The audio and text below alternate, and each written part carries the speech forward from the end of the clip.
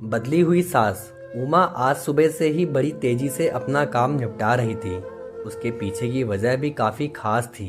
उसको पूरे 3 साल बाद अपने मैके जाने का मौका जो मिला था।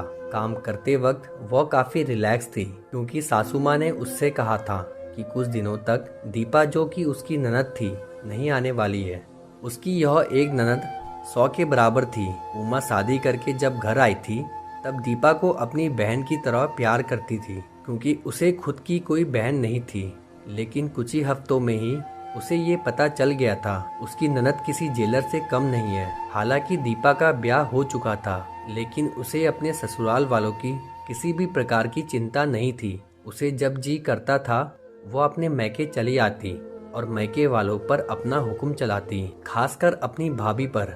वही डिसाइड करती थी वहाँ पर क्या खाना पकेगा, कोई घूमने जाएगा कि नहीं, या जाएगा तो कहाँ जाएगा। दीपा ही थी जो हर बार उमा को किसी न किसी बहाने से अपने मैके जाने से रोक लेती थी। लेकिन आज का दिन कुछ अलग था, क्योंकि माँ के कहने पर दीपा के पति ने उसके मैके जाने का इंतजाम कर दिया था। ट्रेन की भी टिकट बुक हो चुकी थी। सारा काम खत्म करने के बाद उमा अपने पति के साथ अपना सामान लेकर घर के बाहर निकले ही थे कि सामने से दीपा आती हुई दिखाई दी। दीपा, जिसके मुंह पर बड़ी सी स्माइल और आंखों में चमक थी, वही दूसरी तरफ उमा की आंखों में उसको देखकर पानी आ गया था, जो बस आंसू के रूप में छलकना बाकी था। भैया भाभी के पास आकर दीपा ने कहा, क्यों भैया, कहाँ चले अपनी पत्नी के साथ? सैर सपाटा करने के लिए? अपनी बहन को भूल गए क्या? दीपक ने कहा, कहीं सैर सपाटा करने नहीं, तुम्हारी भाभी को मैके छोड़ने जा रहा हूँ। अच्छा, मैं आई और भाभी जाएगी, क्या आपकी पत्नी को मेरा आना पसंद नहीं है? दीपा ने भाई भाभी को टोंट मारते हुए कहा। मन में उदासी और आंखों में नमी लिए उमा पलटकर घर के अंदर जाने लगी, क्योंकि उसने मान लिया था कि इस बार भी दीपा के वजह से उसके मैके जाना कैंसिल हो जाएगा। लेकिन तभी सामने से उसकी सास आई और बोली, तुम दोनों अभी तक रेलवे स्टेशन नहीं गए क्या? गाड़ी के पीछे दौड़ते हुए जाओगे? दीपा बीच में टपकते हुए बोली, यह क्या कह रही हो माँ? मैं आई हूँ और आप भाभी को मैके भेज रही हो? क्या अब आपको मैं इतनी खटकने लगी हूँ? माँ ने दीपा को डांटते हुए कहा, तेरा क्या है बेटा, तेरे लिए ये मैका थोड़ी है, यह तो तेरे लिए एक प्रवास स्थल है, जहाँ तू जब जी चाहे, जब अपने ससुराल में बोरियत महसूस करे, आ जाती है। लेकिन वह बेचारी तो ऐसा नहीं करती, बल्कि वह तो जब जाना चाहिए तब भी अपने मैके नहीं जाती। इसलिए उसका अभी मैके जाना बहुत जरूरी है। मैं तेरे या मेरे या किसी और की वजह से उसका इस बार मैके जाना बिल्कुल रद्द नहीं होने दूंगी।